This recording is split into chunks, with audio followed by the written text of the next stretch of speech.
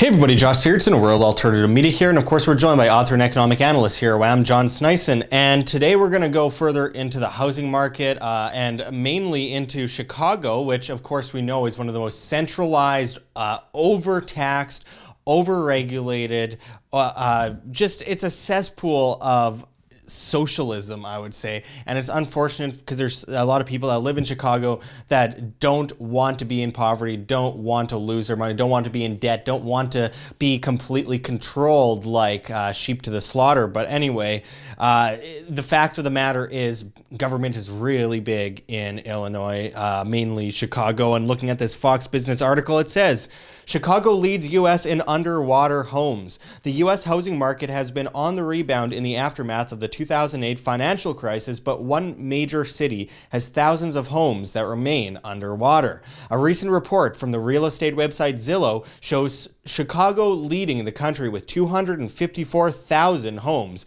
in negative equity.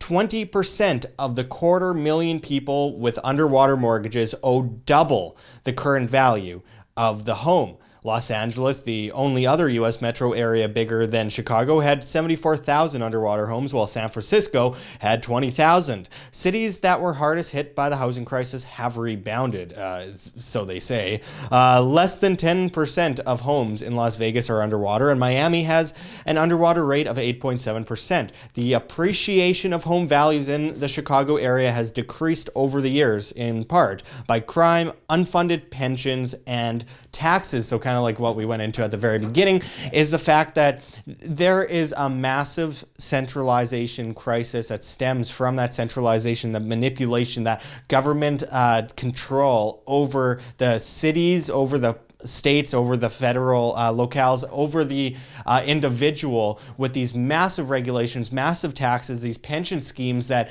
are meeting a massive shortfall. And of course, you mentioned it before in other videos, the unfunded liabilities. And look at the real estate market, folks. People are flooding their money into a massive bubble. The banks never recovered since 2008. They are still very much so insolvent, and just wait until more people realize that. That's when it all will really come down. But John, can you go into this specific story with Chicago? Well, you actually didn't mention all the crime that's there. You know, they call it Chirac, a lot of people. And then, of course, we had done a video just recently, maybe a couple of months ago, on the exodus from Illinois, the state itself. Believe it or not, that was almost a year and a half ago. Yeah, and isn't it Rahm Emanuel, if I'm not mistaken, that's the mayor of Chicago, right? And of course, we know all what he was an advisor to Obama. He was in there saying, don't let a crisis go to waste. So of course, he's doing everything that he can now to turn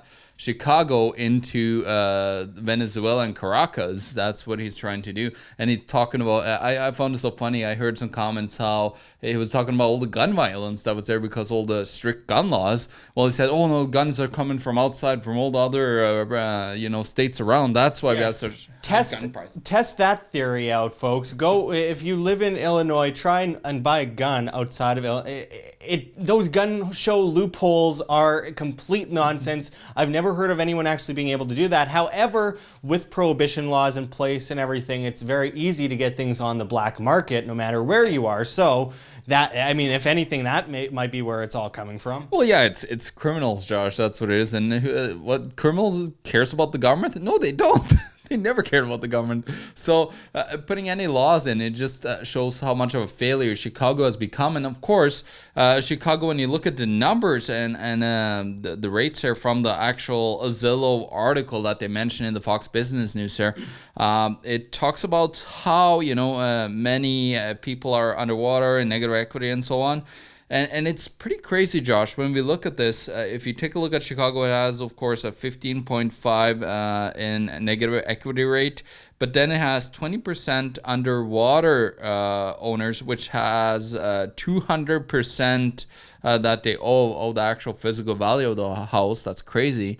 And then when you look at the effective negative equity, so actually how much they have when you look at everything and calculate it, they actually have 34.1% that are negative equity on their home. Well, actually, let's actually just compare that to the United States as a whole here, because as it shows, percent of underwater owners who owe 200% of home value, 16.3% for the entire United States, 20% for Chicago, so obviously above average. And then for effective negative equity rate, 24.6% for the entire United States. And then Chicago has 34.1%. That's about almost 10% more in Chicago than the overall average for the country. And you're pointing to Detroit, Michigan there, John. 24.9%. That makes Chicago about 10% more than Detroit. Well, even worse, actually. We see Washington, D.C. here. We're just looking at numbers now, and we see Washington, D.C. at 31.6%. I guess those politicians, they're sleeping in their beds, in their offices now. There was an article that I saw about that. I forgot who posted it, but it's just interesting to see how bad it still is in the United States. And they're saying that we have a property bubble. Yeah, maybe in some markets, but not like on a general sense. Like, there's still a lot of bad places in the United States, and that's what people forget when they say the property market in Canada is bad. Well, it's not as bad in Winnipeg as it is in Vancouver or Toronto, and then there's certain suburbs or subsets of those cities that are better off than the whole, as the stats kind of put a bad light on a city. So there might be opportunities in all these cities, but you gotta find your little nooks and crannies around that have a good valuation. So when you're a real estate investor, you got to look at the whole picture. You can't just look at the whole country as a whole like these economists do, and then they take that as the whole the whole country. But well, and also I think it's important that people, and I've mentioned this in a lot of videos, when it comes to housing, there is a massive bubble coming up in places like San Francisco and Seattle, in places even like Washington, Dallas, Connecticut, New York, all over the country, as it is in Vancouver, Canada, of course, Toronto, Canada, huge issues, Victoria, Canada. But I think it's important that people stop looking at their house as an asset, as Robert Kiyosaki goes into so much, and stay out of debt. I mean, this debt servitude that I see among so many people is that people just depend on the banking system and the government to get them out through any of the hardships that they might find themselves in by their own inability to actually understand that which they get into, which is this idea that they can just fix up a house and guaranteed win, they will make money. There's risk, there's a lot of risk, and people have to mitigate that risk and understand that risk and understand the market as a whole, instead of just getting into things because they saw some guy on Home and Garden television buying a house, fixing it up and selling it for more money like it's going up, up, up to the moon forever. That kind of speculation is how people lose a lot of money, which is why that you as an individual need to understand that what you're getting into. So, of course, if you are shoved into debt, you are shoved into servitude to the state and banking system. As I always say, if you're shoved down a bottomless pit of debt, you are forced to ask for a ladder up from the government and the banking system, putting you in perfect servitude to them exactly where they want you. So, I mean, John, what's the bottom line for this report, considering the stats that we're looking at? Well, the bottom line is the United States still have, really got punched really hard, and they're still kind of down. Their general economy, when you look at the wealth of the people, because you got to remember what the banks look at today as your investments. I looked at I believe it's in my book actually. I think it was in Canada, Greatest Economy in the World, where I have a chart that shows the assets of different people, of the poor, the middle class, and the rich. And what you saw is the rich, they actually had businesses, they had a lot of different assets that they had other than their house. Well, the middle class, almost everything that they own in assets was their house. So that is pretty scary stuff when you take a look at it. And then a lot of people depend on it, to retire on it as a retire plan. A lot of people actually take out reverse mortgages now, where they take out a loan. They pay down their loan on their house, and now they take out a loan again on their house in order to pay for their retirement. Anyone see those Tom Selleck commercials where he's pushing reverse mortgages? Like, what's going on? What happened to his career?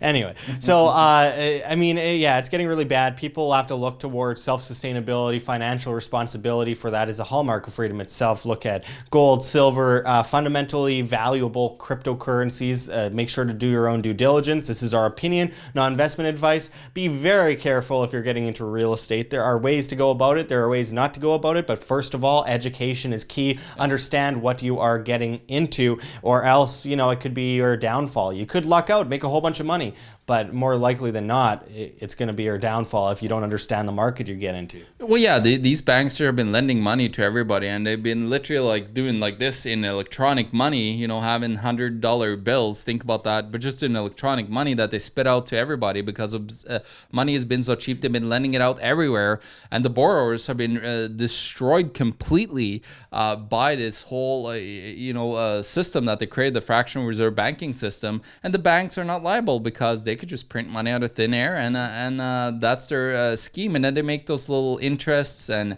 fees on everything surrounding making money out of thin air. So that's a crazy business model in the first place, that you could actually just make something out of nothing. Like, it doesn't exist at all, and then you could create it into something. Like, think about centralize it into oblivion. Yeah, let's just start a bank. Everybody just start their own bank, and just to have a fractional reserve bank. That would probably be the end game and what they need to do.